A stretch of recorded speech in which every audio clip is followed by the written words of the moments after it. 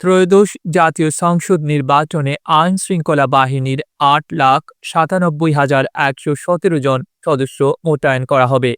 এর মধ্যে সেনাবাহিনীর ১,০০,০০০, নৌবাহিনীর ৫,০০০, বিমান বাহিনীর ৩,৭৩০, যার মধ্যে স্থলভাগে ১,২৫০, পুলিশের ১,৪৯,৪৪৩, আনসার ও গ্রাম প্রতিরক্ষা বাহিনীর ৫,৭৬,৩১৪, বর্ডার গার্ড বা বিজিবির ৩৭,৪৫৩, কোস্ট গার্ডের ৩,৫৮৫, রেবের ৭,৭০০ এবং সাপোর্ট সার্ভিস হিসেবে ফায়ার সার্ভিস ও সিভিল ডিফেন্স অধিদপ্তরের ১৩,৩৯০ জন সদস্য মাঠে থাকবে। স্বরাষ্ট্র উপদেষ্টা লেফটেন্যান্ট জেনারেল অবসরপ্রাপ্ত মোহাম্মদ জাহাঙ্গীর আলম চৌধুরী এ তথ্য জানিয়েছেন। সোমবার ১৯ জানুয়ারি সচিবালয়ে স্বরাষ্ট্র মন্ত্রণালয়ের সভাকক্ষে আইন-শৃঙ্খলা সংক্রান্ত উপদেষ্টা পরিষদ কমিটির ২০তম সভা অনুষ্ঠিত হয়। স্বরাষ্ট্র উপদেষ্টার সভাপতিত্বে এই সভা অনুষ্ঠিত হয়।